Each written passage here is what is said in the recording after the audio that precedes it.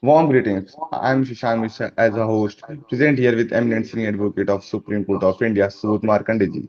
We will continuing from the last video in which it was discussed about the transfer petition in matrimonial cases transferred by Supreme Court of India. You can watch that video through the link given in the description box. Moving forward, today sir will be elaborating the provisions of the Code of Civil Procedures 1908 relating to transfer petition, the High Court and District Courts, which are inextricably mingled and it is difficult to separate them. Therefore, we have decided to take them together. In next episode, we will likewise is take up the criminal transfer petition in High Court and District Courts. With that, the first question on this my topic is problem arises with a petition which can be filed in one of the two or more courts, but it is filed in such court, then what can be done? So, sections 22 to 24 of the Code of Civil Procedure deal with the uh, transfer of cases from and to High Court and all the incidental matters. So, let us start with Section 22. Section 22 deals with the issue which you raised just now. The section lays down that in this kind of situation, any defendant, after issuing notice to the other parties, uh, can have the suit transferred to another court. But the condition is that the defendant concerned must move at the earliest possible opportunity.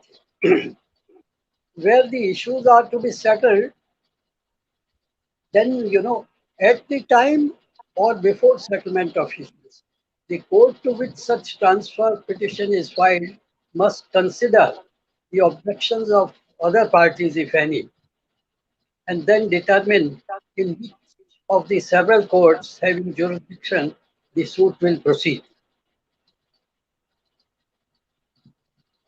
Sir, but where will such petition lie? Yes. So section 23 relates to this problem. Subsection 1 of section 23 lays down that if uh, several courts having jurisdiction are subordinate to the same appellate court, then the transfer petition will lie to such appellate court.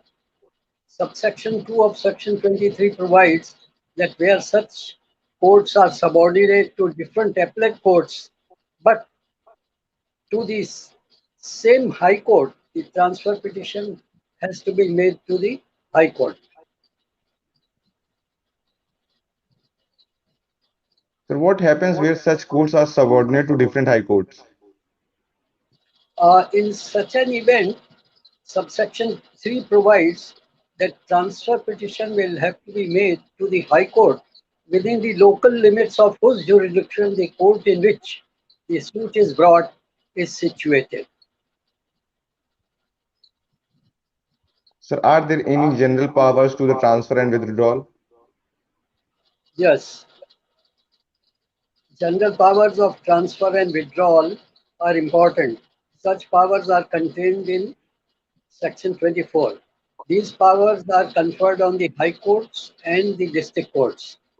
These powers can be exercised in two ways. That is, uh, in court's own, uh, by in exercise of court's suo motu power, that is, of their own motion, or on being moved by the parties. When the court exercises the power of its own motion, then no notice is necessary. On the other hand, if the power is to be exercised at the instance of any party, notice must be given to all the affected parties. But in both cases, hearing has to be given, whether it is suo motu or on being moved by one of the parties. Sir, what will the high court or the district court do?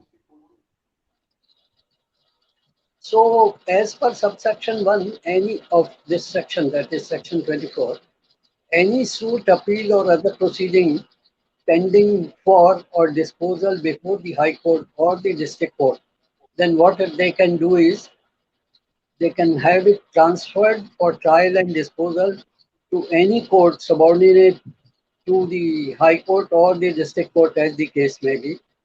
And they are also competent to try and dispose of the same by themselves, that is, by the High Court or the District Court. Then, second option is that they can withdraw any suit, appeal, or proceeding in any court subordinate to it and try or dispose of the same. Or second option is try the same uh, for trial and dispose to any court subordinate to it and competent to try or dispose of the same. And third option is retransfer the same for trial and disposal to the court from which it was originally withdrawn. So will the transferee could retry such suit, appeal, or proceeding? Yes. Answer to your question lies in subsection 2 of section 24.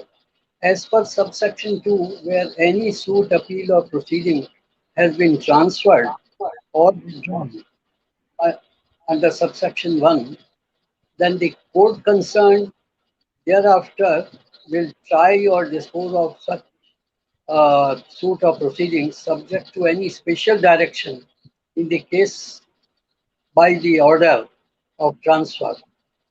Then it can either try it or proceed, retry it or proceed from the point at which it was transferred or withdrawn. So what are qualificatory provisions of Section 24? So subsections 3, 4, and 5 are clarificatory. Now let us see uh, subsection 3. So its clause A says that for the purpose of section 24, the courts of additional and assistant judges shall be subordinate to the district court. Then its clause B provides that the proceeding shall include the execution proceedings, that is, after a suit is decreed. Now, subsection 4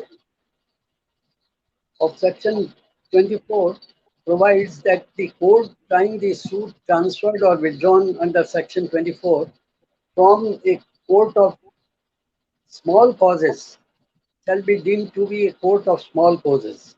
Subsection 5 states that a suit or proceeding may be transferred under section 24 from a court which had no jurisdiction. So the, we have completed this episode. In the next episode, we will deal with the uh, criminal transfer, that is, transfer petitions under the Criminal Procedure Code, those those which are of matrimonial nature. They are more Thank you, sir. systematically.